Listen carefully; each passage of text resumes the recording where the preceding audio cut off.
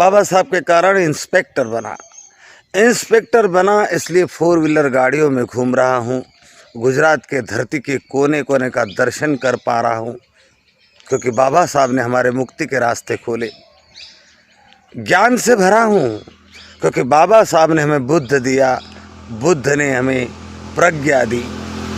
तो साथियों, मैं उन सभी साथियों से कहूँगा कि जो लोग सरकारी नौकरियाँ कर रहे, बड़े बड़े ऑफिसर है, इंजीनियर, डॉक्टर, वकील है, व्यापारी है, धन कमा रहे हैं, सुख सुविधाएं भोग रहे हैं, सुख सुविधाओं का आनंद उठा रहे हैं, तो उन सभी से कहूँगा कि ये सारी कृपा बाबा साहब की है।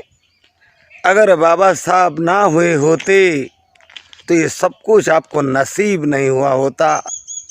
इसलिए जैसे बाबा साहब ने अपना मस्तक किसी के आगे नहीं झुकाया और केवल बुद्ध के आगे झुकाया, तो हमारा भी मस्तक केवल बाबा साहब के आगे और बुद्ध के ही आगे झुकना चाहिए। क्योंकि हमारे मस्तिष्क में जो विचार है, जो विद्या हमने हासिल की है, उसके दाता डॉक्टर बाबा साहब अम्बेडकर है। कुछ लोग कहते हैं कि डॉक्टर बाबा साहब अम्बेडकर भगवान थोड़े ही है।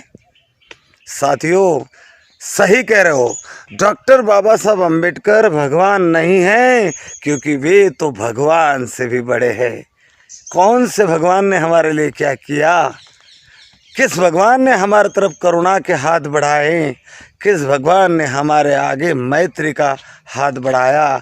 किसने हमें अंधेरे से दलदल से उठाने का काम किया? किसी ने नहीं किया।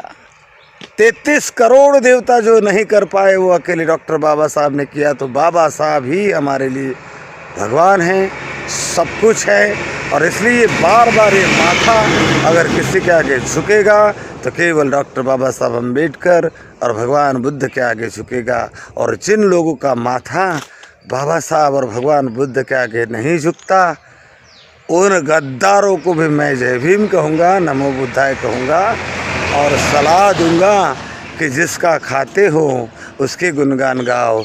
खाते बाबा साहब के हो और गुणगान किसी और का गाते हो, शर्म आनी चाहिए आपको।